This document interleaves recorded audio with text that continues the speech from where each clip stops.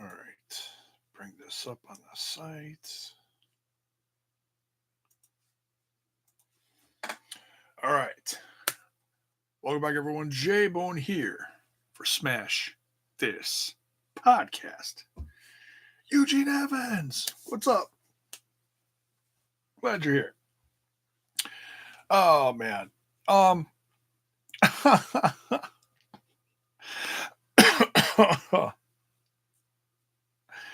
Edward Plapp. Welcome to the show. Cheers. That's a new name. I don't recognize that one. All right. So this is just, I try not to take my stuff too seriously. I do take pride in my show. And I do talk some WWE here and there. Not on a consistent basis. But and I didn't do Money in the Bank review last night. I touched on it in my last MLW review earlier today. So I wanted to talk about what I felt about Money in the Bank. It had its highs and lows, but the fallout from that,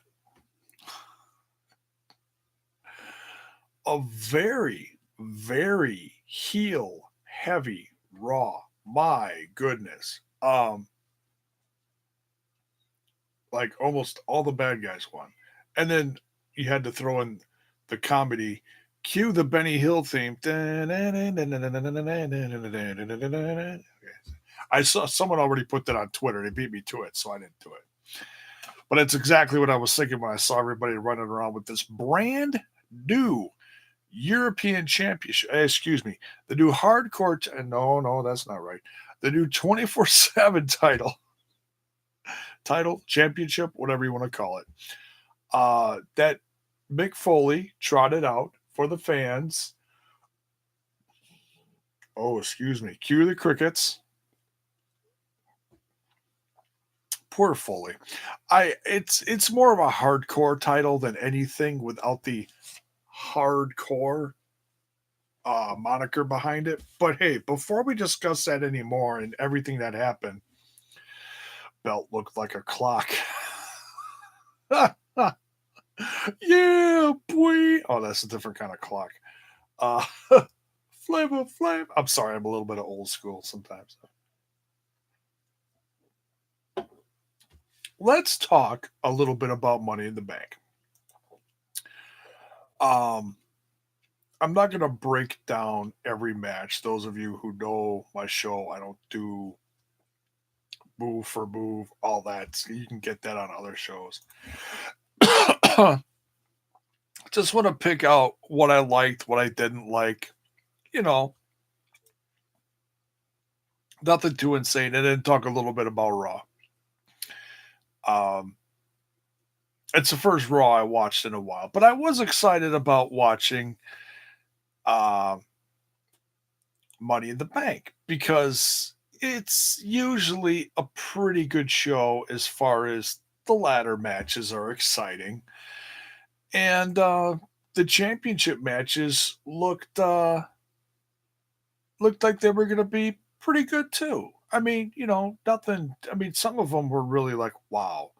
And there was a couple dark horse matches that I was excited about too. So I'm gonna run down some of this stuff, and I'll keep going back to the chat, checking that out every once in a while I do this.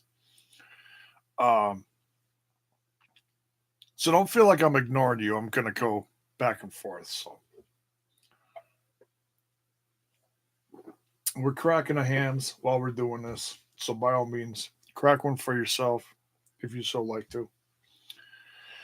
It's a Monday. We got through Monday. Why not? So, all right. I didn't watch the pre-show, and amazingly, and I mean amazingly, well, it was no surprise that we got the SmackDown Tag Team Championships on here. But of all things, we did not have a Cruiserweight Championship match. I was floored. I was like, kind of scrolling through my stuff because I started watching this super late, like almost 2 hours in. I grilled late, took me forever to get the grill going. Just wasn't my night. It was the typical end to a very long weekend, and I mean the stuff I cooked turned out okay, but it just it took me forever to get the night going. Um, so we got in late. I missed the pre-show. Am I going to go back and watch it sometime? No, actually, okay. I'm looking at the results here. I thought it was for some championships. It wasn't even for the championships. It was a non-title match. That's interesting.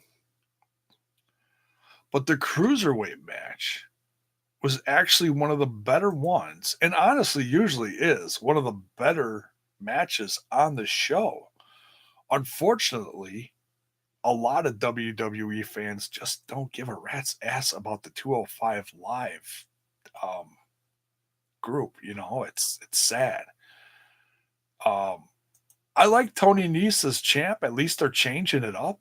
I mean, they change it at a fairly regular basis. And I like Tony Nese. I'm glad he's getting the rub on this. And Arya Davari, I've liked him for a while. I'm glad they're giving him like a new, almost like a $1 million man slash Alberto Del Rio, uh, kind of rich, kind of finesse to him. I like it. I like it. I mean, I remember way back the first time I saw him was about 5 years ago at a Global Force Wrestling show up in Appleton, Wisconsin. And, Jeff Jarrett and all the guys came out. He actually wrestled first on the card. Arya Davari wrestled Colt Cabana. So that's actually where I saw him first. And that was a lot of fun. And it was, it's comedic. What are you going to do? It's Colt Cabana match. Usually is not taken too seriously. But it was a lot of fun. And that was the first time I saw him. And then I saw him go to the cruiserweights for the what the hell was that called? The cruiserweight thing on the network. I cannot think of what the hell it was called. But anyways, that was a lot of fun. They did that. And then you know, he showed up with the 205 Live guys. So but yeah, that match was really good. I really liked the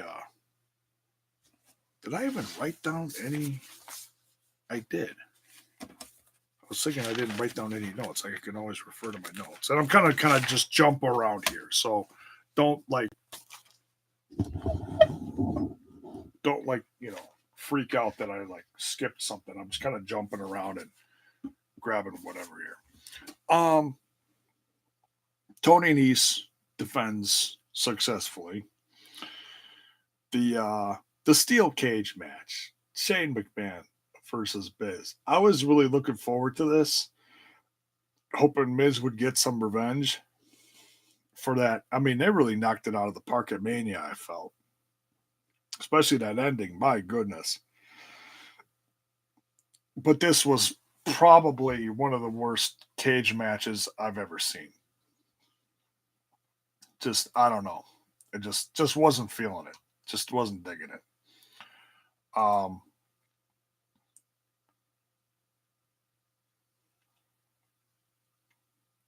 Shane McMahon wins. Is like, okay, it's one of the lower points of the evening.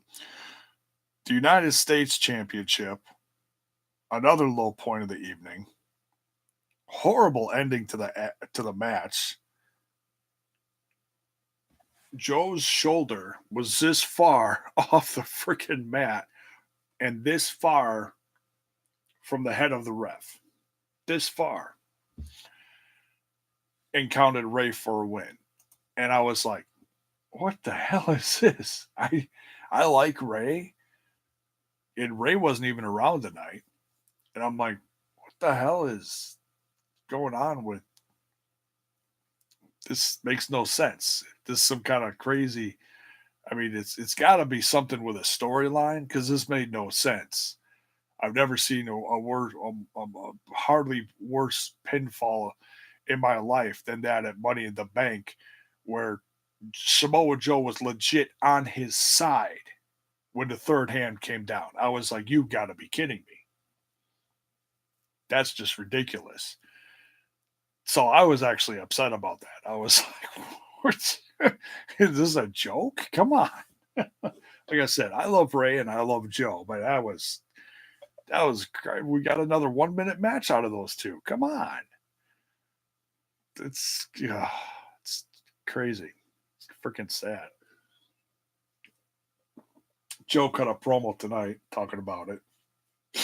So we're gonna get the State of the United States Championship next week. So we have to wait a whole week to figure out what the hell's going on with that. But whatever. Another unfortunate low point of the pay per view, in my opinion. So like I said, we got some highs, we had some lows. Um, the booking of the Becky Two Belts, if you will. Uh, I'm not sure why they booked her back to back because that just I don't know. It just felt awkward as hell. It's like give her at least a match breather in between or run a promo or something. Um, I was actually impressed with Lacey Evans. The more I watch her, I mean, okay, she was strutted out for how many weeks in a row doing this, walk down to the ring or walk out on stage and walk back. And that's not her fault. That's what they're doing to her. So I mean, it makes people not like her, but that's not her fault. Let's put the blame where blame is due, okay? And I haven't watched NXT much, and I really should because there are some of my favorites on there. Um, but Lacey Evans, ever since she like really got going on this whole thing with Becky, actually has impressed me. Um, from what I've seen, I haven't seen everything that she's done, but but I actually like what she's doing. Everyone's crapping on her. I don't understand why. She could cut a promo. She can wrestle. She's not the best by any means. I'm a little confused by why they just immediately stuck her at the top of the women's. Let her earn it. That's old school. Um, which is which is why a lot of people today with this new championship thing were thinking, oh, well, maybe it's a mid card women's championship. And I started thinking, and I was like, wow, that actually makes sense. You got the women's championship on each show. You've got the floating tag team women's title. Why not a mid card women's title for someone new to, you know, go for? That actually would have made a lot more sense than this. We're going to make the third hour of Raw again. Really? Does that include turning off the lights for the whole third hour? Because that's what they did. Was there to try to like save energy or something? They we we have to save. We have to conserve energy. We had to turn off all the lights for this third hour because we have to pay for this new championship. That's what it looked like. It's just crazy. Um, that was just it. Just took me a second to figure out why everything looked so weird when Foley was out. There was no lights on. It was like an old school AWA arena. Critical Sting, what is up? So I haven't watched Raw yet. How much will I end up fast forwarding? Over 50% as usual, knowing who is in the main event. By the way, what's up, guys? What's up, Critical Sting? Um, it was like I said when I started this. It was very heel heavy. A lot of the bad guys won. So and that might draw you to it. That might turn you away from it. I don't know. Um, it was it was not a horrible Raw. There were some laughable moments. Don't get me wrong. Um, but let me finish going over Money in the Bank, and then we'll get into Raw. So if you want to stick around for part of it and not get spoiled by it, we'll let you do that. Okay. I was just in the midst of going over some Money in the Bank stuff. Um, the men's match at the end, and like I said, I'm jumping all over the place here, so bear with me. The men's match, um, they said Sami Zayn was in the hospital. He requested help from Trips earlier in the night, and then ended up unconscious, hanging upside down. And what was interesting was, Braun Strowman shows up, knocking shit over. Oh, duh, he's the guy.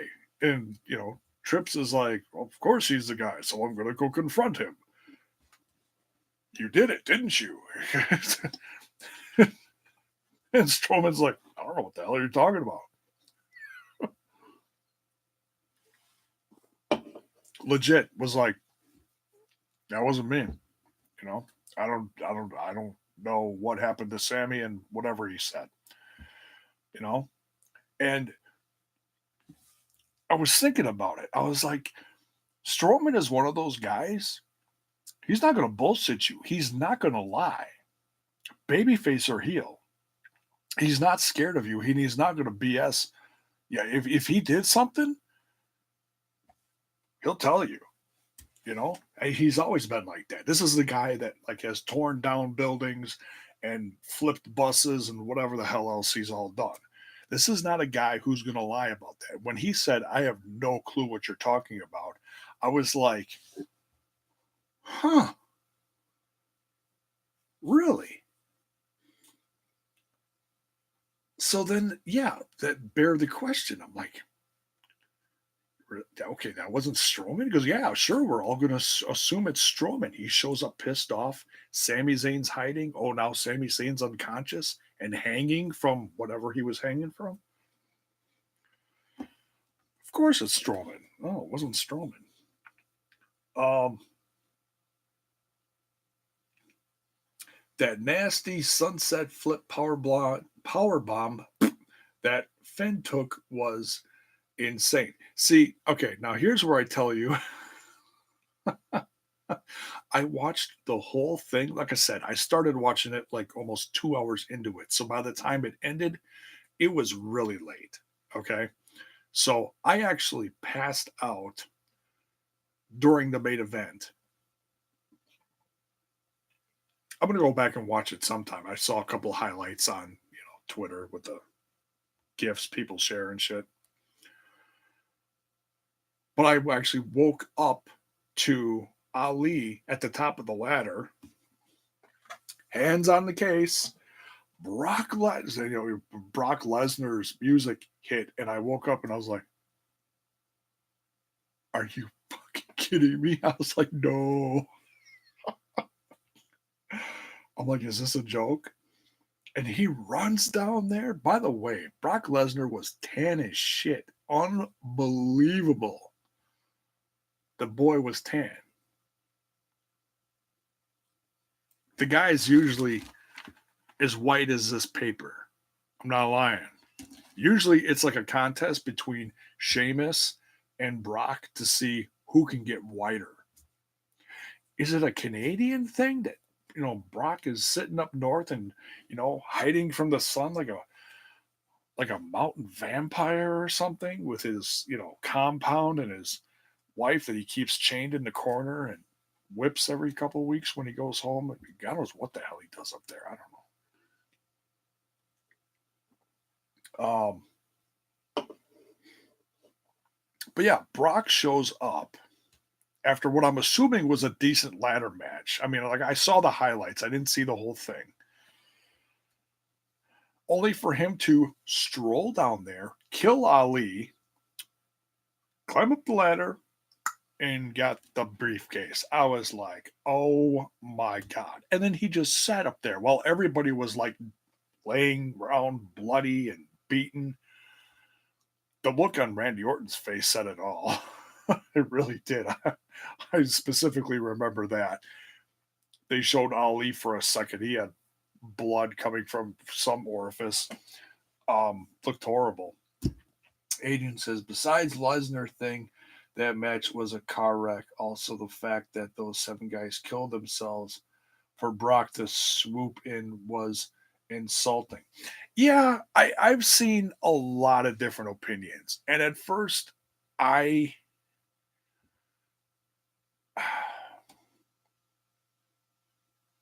It's really hard to defend it.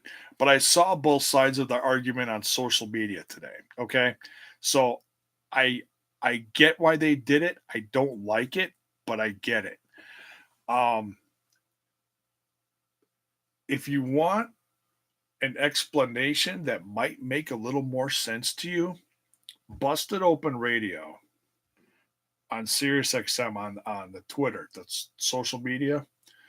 There's a soundbite on there from Bully Ray, and I even shared it on my Twitter because I was on the Smash This podcast Twitter. If you want to look for it, um, he shares his thoughts on booking Brock Lesnar and getting the win here. And as much as you may not like it, what he said made sense. Okay, that's all I'm gonna say because I'm not good at I'm not gonna try to uh, copy verbatim what he all said. It was a nice little conversation and how he spilled it out there. I was like, oh, okay, I get it. I don't like it, but I get it. It basically was talking about how you get undercard guys over by using legends. It's something to that effect. And when Bully said it, it made sense. Bully's actually a very smart guy. I love him on there with David LaGreca because the discussions they have and the arguments they have are priceless. Even the arguments are like they're comical because they're not fighting; they're just loudly discussing their opinions. So Brock Lesnar's in control of this. Not happy about it, but like I said, I get it. Um, Lars Sullivan has fun last night and tonight beating up Lucha House Party. They announced the Money in the Bank match as a 3-on-3, and only Lars Sullivan came out. I don't. Who were the other 3 guys that Lucha House Party was supposed to wrestle? I don't know. They didn't say. They didn't say, well, this group of guys, it would have made, okay, it would have made more sense if they showed 3 other guys. At this point, it doesn't matter who it is. Show 3 other guys backstage, unconscious, bloody, in the garbage cans, in the dumpster, whatever, what have you. Would have made a lot more sense if they showed that, then showed Lars Sullivan coming out because they announced it as a tag match. And I'm like, okay, it's a last minute thrown in tag match, a buffer, whatever they call those matches, between the big titles that they have. Um, but they didn't. There was just Lars Sullivan. He came out there, he destroyed them. And in the process of even headbutting Kalisto in his spiked mask, cut his head open, which then bled profusely, which actually looked pretty awesome. Which, when he screamed them, looked even more terrifying. The guy is scary. The guy is legit scary. So Agent says, well, on the bright side, at least we got a match of the year out of Seth and AJ. Yes, those two had a hell of a match. That is certainly one of the highlights and one of the things I was looking forward to in this match. Not a whole lot to say it. I wrote down barn burner. Seth retained. I was, you know, there was a lot of people predicting after the shakeup that Gallows and Anderson were possibly going to be paired up again with AJ.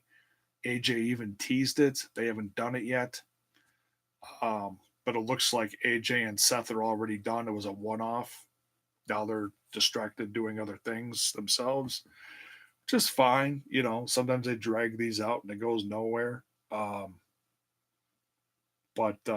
yeah, surprisingly, this is done. Because I honestly thought that AJ was going to turn heel, bring out the Good Brothers, turn them bad, you know. um, but no, we actually got the Good Brothers tonight on 24/7 Live. We got the mid card, um, mid to lower card guys all scrambling for the 24/7 title, which just was, oh my god. Hey, Eric Young made his debut. Oh, spoiler alert. Sorry, Critical Sting. We'll go back to sorry. I said I was gonna wait. I'm kind of jumping around. Excuse me. It makes a total of 10 belts on the roster. God, that's a lot. That's a lot. Just for a show. You got the Universal Championship. You've got, which one is on Raw? I forget. Is it United States Championship or the Intercontinental? This is the IC belt, isn't it? I think it's the IC belt. You got the tag team titles. You got the women's titles. You got the women tag titles. And now you got the 24/7 rule. But that covers all brands from top of the card to bottom of the barrel. Shouldn't call other brands bottom of the barrel. I'm just saying top to bottom, all of them. So yeah, I mean that's a lot. That's a lot just for a show. It's crazy. Edward says, I've been a fan, WWE fan since pre WrestleMania when we had the big event. Now I'm thinking I'm not even watching it anymore. They have a great roster, but the storylines are lackluster and great talent is not being used. Yeah, you know what? If you're new to my channel, then I'll just quick tell you that I took at least was it 6 month, 6 to 8 month break? No WWE at all. I mean, I always knew what was going on because you got social media and you see shit. But I didn't watch anything. No Raw, no SmackDown, no NXT, no pay per view, nothing. Dropped the dropped the network. Dropped the network. And then picked it up. When did I pick it up? January? February? I forget. One of the two. And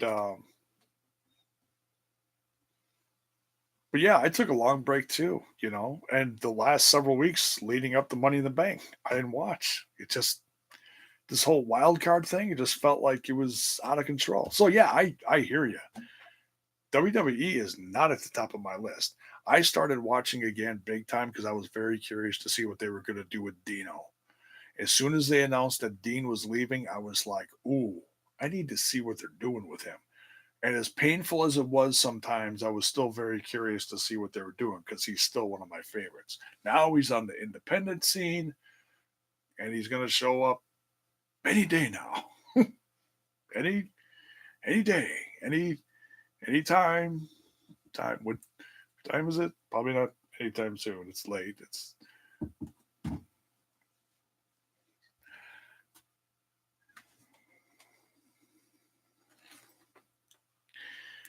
any day now, Dean. Any day.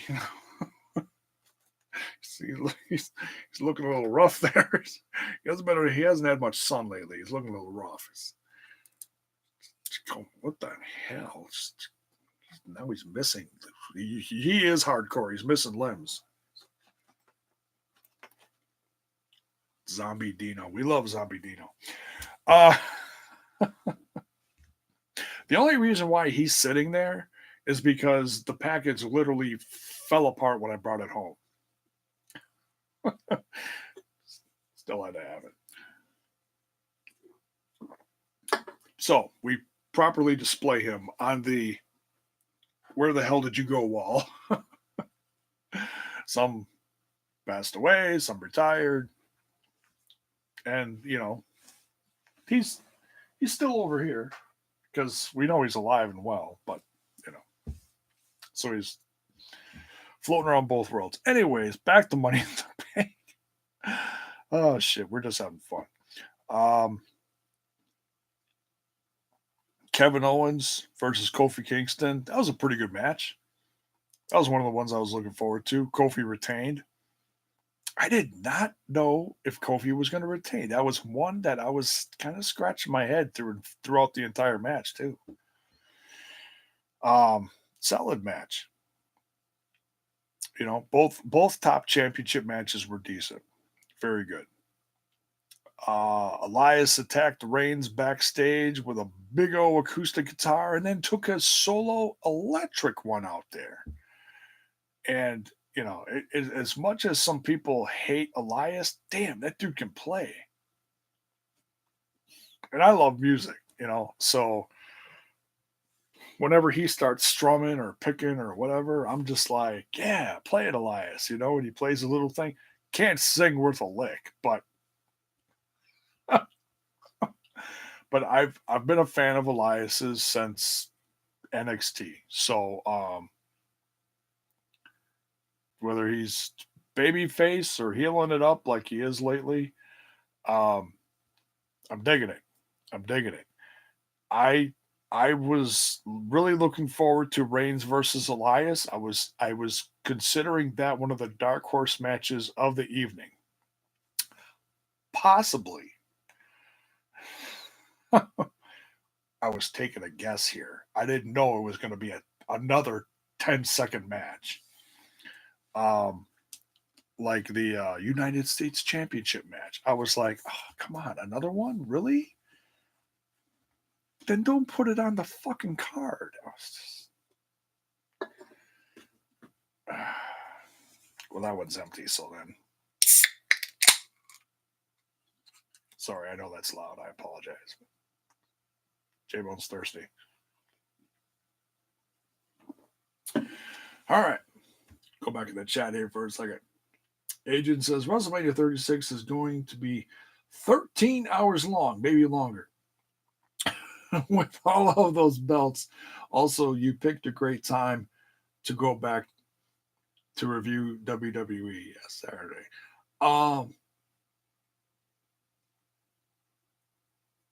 And I don't do this on a regular basis. I don't make, that's one thing.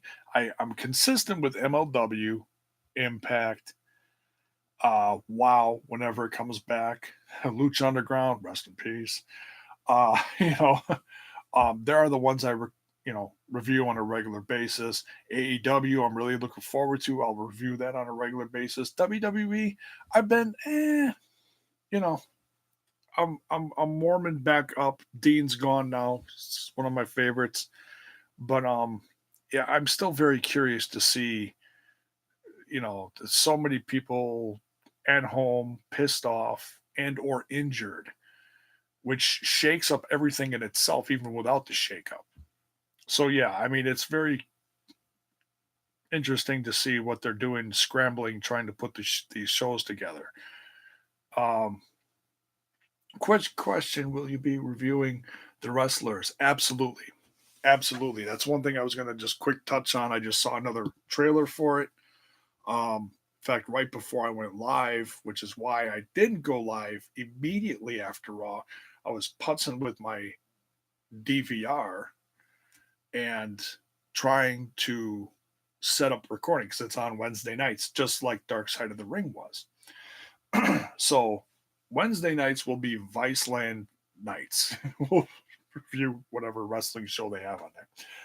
I don't know how long the series is. I really don't know much about it other than it's about the independent scene. The first episode that they're going to air this Wednesday is going to be about Gabe Sapolsky. So I'm assuming it's going to be about Evolve, which, even though, yes, it's the back door to the WWE, and no, I don't mean poop shoot because there's a lot of damn good talent there. Okay, I don't mean that. Um,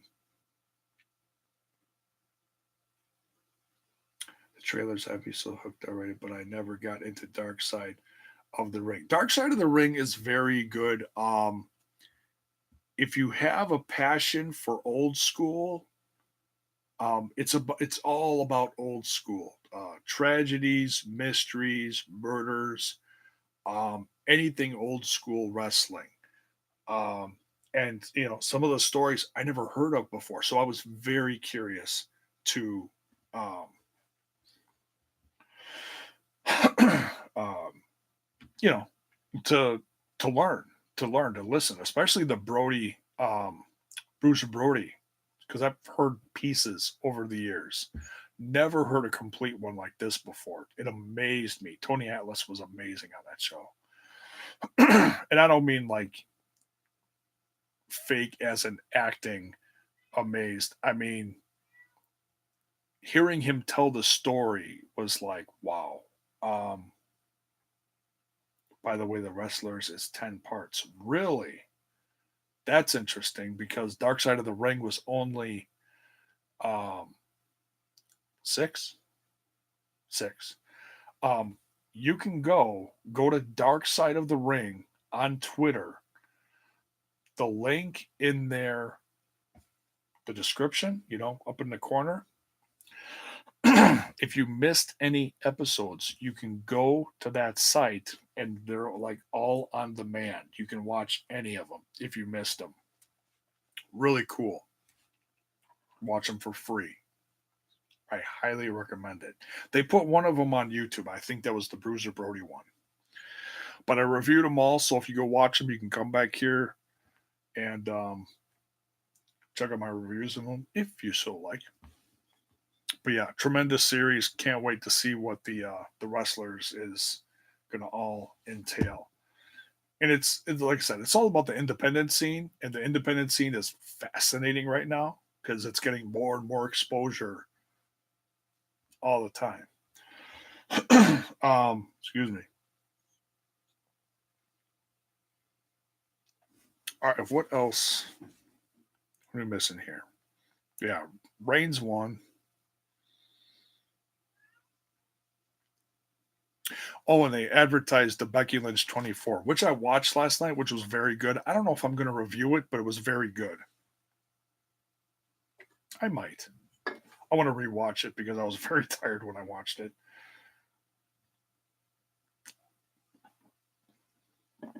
But it was all about the history of Becky Lynch.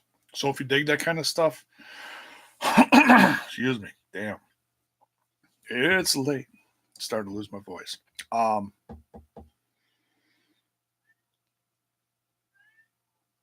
what else here? Becky Lynch won one, lost one, and then Bailey cashed in. But let's rewind. The opening match. Oh my goodness! I tell you, my favorite match, I would say, of the evening, the women's Money in the Bank ladder match. I had so many cringe worthy moments. Those women kicked the shit out of each other to the point that even like Carmella left. Bailey was like bleeding from her side. It's crazy. Um,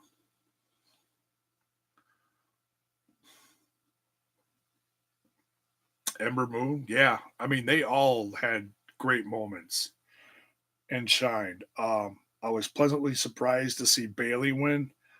I was I was honestly wanted Mandy Rose to win, and when Sonya Deville like picked her up and carried her up, I was like, "Oh yeah, we're getting a Mandy Rose win." I was actually excited about it because I like Mandy Rose. Um, my wife hates her, so it just makes me giggle. Uh,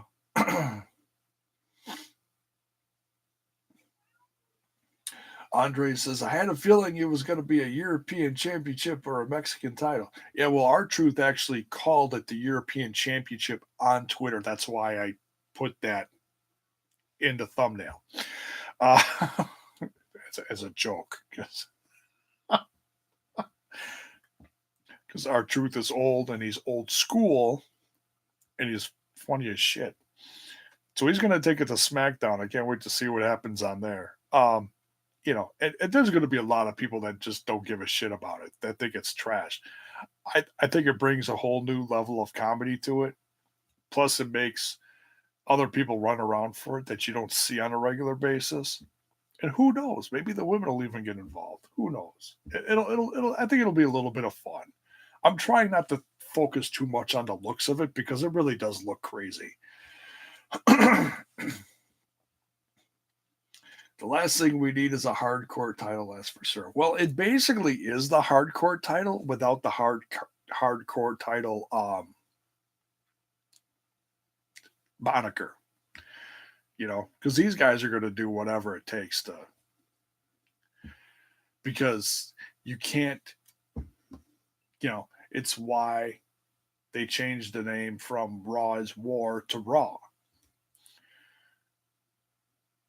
But they could do this stuff in the third hour, which will make it a little more hardcore, I guess. I don't know.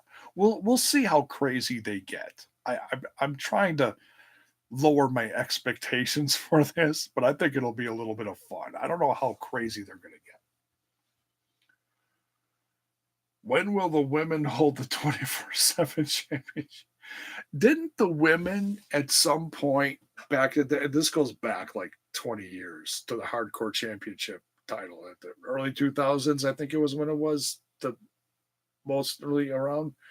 Um, Crash Holly. Yeah. Oh my God. Remember Crash Holly? Rest in peace. My goodness. What a guy. Carried the scale around like he was a heavyweight. What a guy. Um, yeah. Didn't some woman carry the hardcore championship for a while or 5 seconds or something? I don't remember. It wasn't China. It was someone else. China held the Intercontinental belt, what, didn't she, for a while? I'm trying to remember. I'm pretty sure some woman held the hardcore championship. So I absolutely would not doubt um, at some point the women are going to hold it. But I'm trying to remember what woman held. Wasn't Sable. Was it the cat? I can't remember. I can picture her. I can't think of her name. Some blonde? Someone will come up with it in the chat. Guarantee the title will be won and lost multiple times on Twitter posts in the next 3 months. Social media, it'll be a social media thing too. I wouldn't be surprised. Also, Molly Holly did and WrestleMania with a frying pan. I don't remember that. That's not who I was thinking of. I was thinking of oh God, I cannot remember her name. Some blonde. I can picture her, but I'm pretty sure she held it for like a minute or something. Maybe I'm wrong. I don't know. Then that means one of nobody else is extra will win it.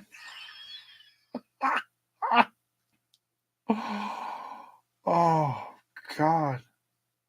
That kid that was a tag team champion for a hot minute with Braun Strowman, he'll come back and win it, right? Um, like I said, it's gonna be funny. Some people, everyone's gonna shit on it at one point or another. I'm gonna tune in just for curiosity's sake, like, oh, who's gonna okay. I actually wanted EC3 to grab it and run with it. I was like, yeah, EC3 is first championship. Okay, who had it tonight? Titus O'Neil? I'm getting away from Money in the Bank again. Forgive me. Titus O'Neil had it first, and I was like, oh God, really? um, the best was the look on Mick Foley's face, like he's probably waiting for shit to rain down on him. Um, Bobby Roode, that was the end of the first segment. And then our truth took off with it. I'm surprised they didn't run past like Ron Simmons and he goes, damn. Oh God. Mighty Molly. Yeah, gosh. She's awesome. Nicholas. Well, until the summer break ends. Summer vacation. The summer vacation championship. That's pretty good. Oh shit. All right. Damn. Too funny. Oh, you gave me the giggles. Um, but that women's Money in the Bank ladder match, Bailey winning. That is, I'd say, honestly, it was all downhill from there. I mean, there were good parts after that, like the two championship matches, um, Styles and Rollins and Kingston and Owens were good. But man, that women's ladder match tore the house down. I was super impressed. That was probably my favorite of the night, believe it or not. Because the ones that I were hoping for didn't happen. We got 1 minute out of, Joe and Ray, and we got 1 minute out of shit. Reigns and Elias. And then second, I would say Tony Nese versus Arya Davari. Very good. What am I missing here? Did I miss something?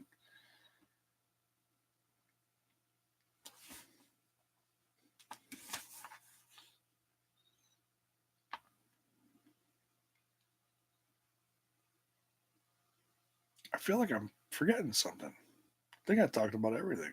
That's pretty much it. All right, so that's it for Money in the Bank. I jumped all over the place.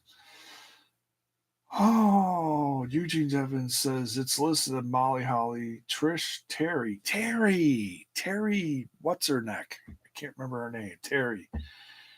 And one of Godfather's hoes were the only female hardcore champions. Terry Runnels? Is it Terry Runnels? I think it is. She was married to Goldust for a couple minutes or something. I don't think she's the mother of any of his children. Um, keep looking at that Nicholas comment. That cracks the shit out of me. All right. So yeah, Money in the Bank was by far perfect, but it did have its highlights. It was okay. It was a mixture of highs and lows. So I gave it like a B minus or a C or something in my head. I didn't do predictions for it, so I'm not going to even try to. I would have bombed. I would have totally bombed it. Um, damn, there were a lot of people missing off of Raw tonight. Jeez Louise. Um, results. We'll quick go over some. What do we go up to here? Oh, almost 50 minutes. Jeez Louise. Thank you everyone for tuning in late though, by the way. I know I'm not Sean Ross Sapp or, Joe Cronin or nothing. And I do this inconsistently with the WWE stuff, so I get it. I'm not gonna get as many viewers. But I shits and giggles. Like I said, I don't take it too seriously.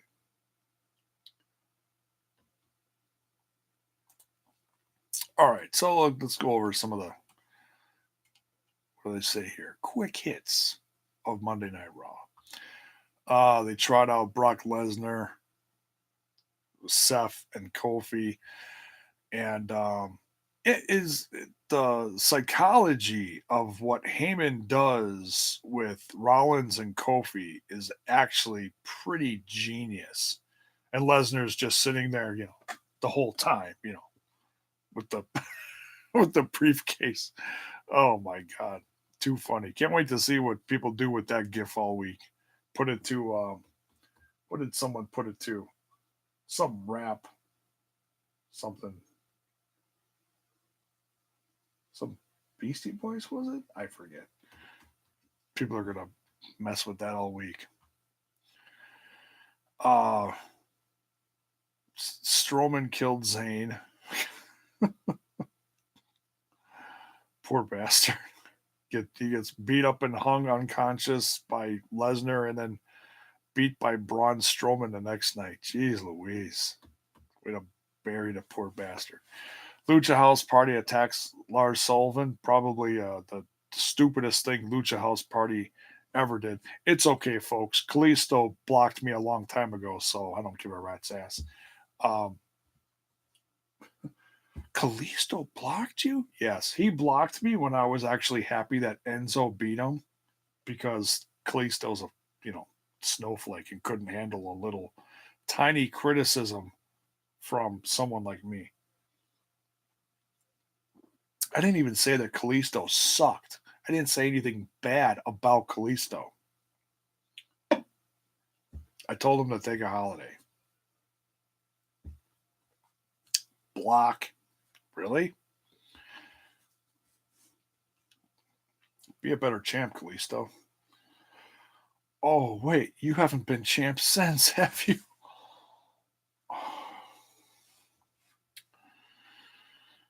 Well, at least he knows how to lose. Damn. He's being racist. No, it's not racist. um, Cesaro versus Ricochet was a good match, and Ricochet really sold those injuries from last night. Holy cow. Yeah, Cesaro, new music too. New entrance. Kind of like it. Let me know what you think about Cesaro's entrance and new stuff. Uh oh. This message is held for review. Wait a minute. Didn't Sami Zayn already have his shit kicked in by Braun back in 2017? Probably. Probably. I don't remember back that far, but probably. Oh, come on, J-Bone. He's already dead and buried. Yeah, well, the whole Lucha squad got dead and buried on this episode of Raw. Um, who's gonna help Lucha House Party and the um oh, what the hell did they bring out to the ring last night? It was so ridiculously racist. It wasn't even funny. It's like, don't even call me racist. I'm not the one that trotted out Lucha House Party with the what the hell is it? The thing you hit it with the thing and the candy comes out of the thing and the thing. I can't think of it. See, this is why I don't drink because I forget the thing. What do you call that? Somebody come up with it, please. My lovely chatters, pinatas. Thank you. See, it's not the Lucha House Party. It's the pinata party. Don't tell me I'm racist. I'm not the one that sent them out there with pinatas going, okay, let's have a little fun with this, shall we?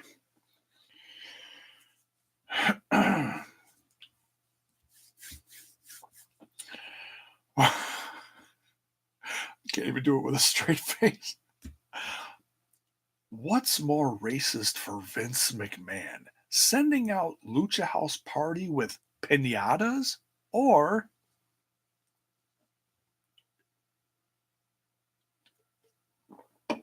the Mexicools on lawnmowers? I can't wait to hear your response.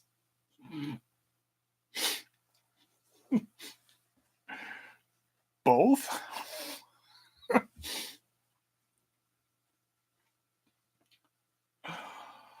Oh, but see, I was so much younger when the whole Mexicools and the lawnmower thing happened that I didn't get it.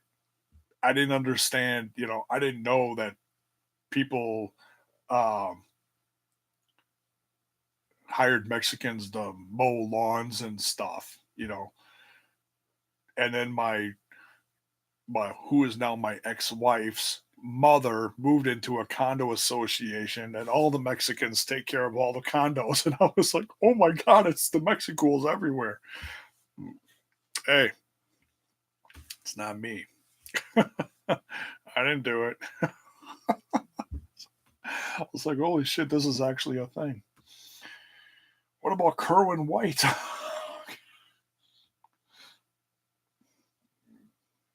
Gonna bury the Guerrero man, the Guerrero name, hey? God, that didn't last very long, did it? Hey, but if we didn't have Kerwin White, guess what? We wouldn't have Dolph Ziggler. Or did he have a different name back then? I can't remember. I don't remember. All right, let's go over a couple of other points here. It's getting late. I went way over what I normally would do for this. We're coming up on an hour. All right, so Cesaro versus Ricochet was pretty damn good. It was nice to see Cesaro get a win, but like I said, this show was very heel heavy, so it was interesting. Roman Reigns and Shane McMahon agreed to face each other at WWE Super Showdown. Super Showdown. That's going to be in Saudi Arabia on the WWE Network. Mm. See, we're almost done with that second beer, which means it's time to go. Revival versus Usos was actually very good. Revival won.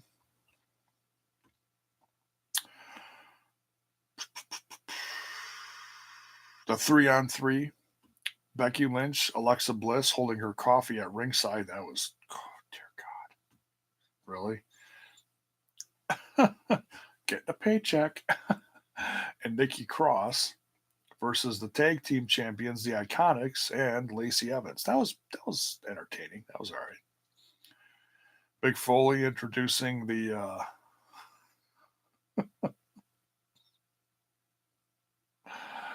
new championship. Let me know what you think. What the belt looks like too. Someone in the chat earlier said it looked like a clock. I thought that was hilarious.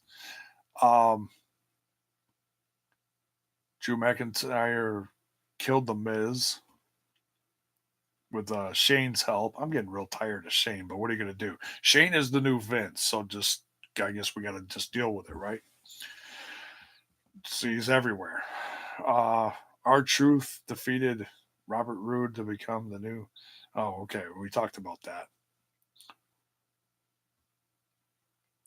Rollins and Kingston defeated Lashley and Corbin, and Brock Lesnar came out, circled the ring, and left. So, yeah, and I'm also very curious to see who he's going to cash it in on. I mean, he could show up tomorrow night and kill Kofi, and Rollins could come and save him. Who knows what's going to happen? I don't know. I'm curious. As much as I don't like Lesnar holding this, if he's going to stick around now, which he never does, but hey, you never know, right? Um, I guess the last thing I want to see him do is just take a championship and then run off with it, and then we don't see him for 6 months like he did with the Universal Championship. Same old, same old.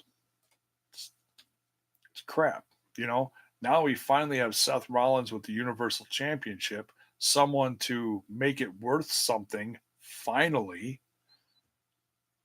not that Goldberg, Kevin Owens, and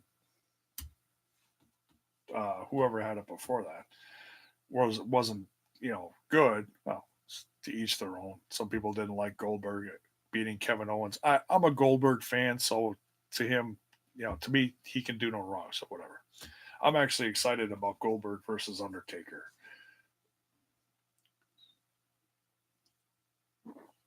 Um, because damn, if I looked half that good at 52 or 51 or whatever Goldberg is, shit, he looks better now than he did back when he was in the WWE a couple of years ago. It's unbelievable. So that's pretty much it. It was crazy ass Raw. Fallout from Money in the Bank 2019. Ugh, getting tired. One last look at the chat. Dead Buried Pinata. Kerwin White. Okay, we covered all that. So we're gonna get out of here. Um, Tomorrow night. Critical Sting says the belt design looks like it was meant to be used as a symbol for a wrestler that ultimately got stuck in development. Well, that says it all, folks. that covers just about everyone who was chasing after it. No, not quite that bad, but there were some new faces out there. Like I said, hey, we finally saw Eric Young. Didn't even recognize him. I was like, oh my god, it's Eric Young. Um, Still rooting for EC3 though.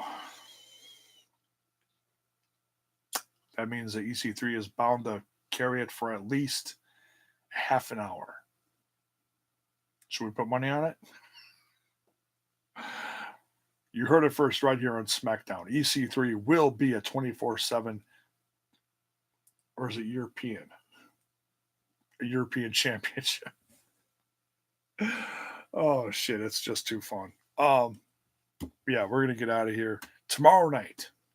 Tomorrow night, folks, we are going to do some AEW Double or Nothing predictions. We're going to talk some AEW, some updates that happened earlier today that we didn't get to, and yeah, we'll talk about the pay per view coming up this Saturday. Very excited for it. I'll be watching. Will you? Um, and Yeah, that's about it. And I mean, if something insanely exciting happens on SmackDown, maybe we'll talk about it, but we'll see. So, yeah, by all means, if you're digging the content, if you're new here, don't forget to smash that like button, smash that sub button, and ring that bell for notifications so that you know when more of my content hits your screen. Don't forget, folks, the brand new Smash This Podcast t-shirt link is in the description. Brand new Smash This Podcast t-shirt design is a throwback to someone that's coming back to wrestling real soon. I'm sure you'll recognize it. It's a throwback to Jon Moxley. So, new t-shirt design. Go pick yourself up some Smash This Podcast t-shirt.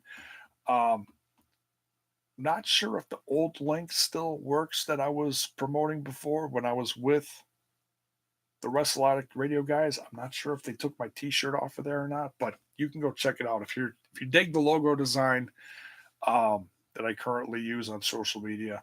You can go look that up too on Represent. But nonetheless, thanks for tuning in. We're going to get out of here. It's late. I'm tired. We'll see you tomorrow for some AEW stuff. And then Wednesday for that new series on Viceland starting. A new, what did you say, 10-part series, I believe you said. The Wrestlers is going to be on, and we'll be reviewing that. The first one is about Gabe Sapolsky's crew, the Evolve guys. Can't wait to see it. So check in tomorrow. We'll be back. Same bad time, same bad channel. Good night, folks.